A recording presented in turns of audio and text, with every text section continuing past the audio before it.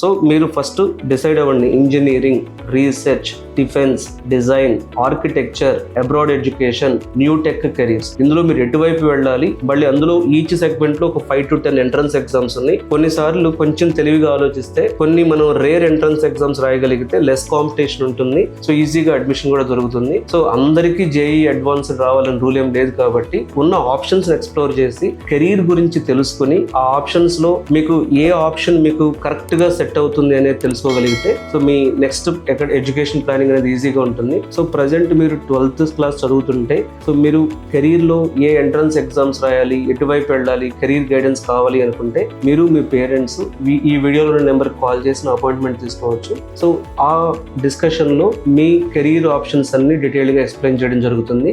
Entrance exams గురించి కూడా మీకు గైడెన్స్ ఇవ్వడం జరుగుతుంది. Thank you.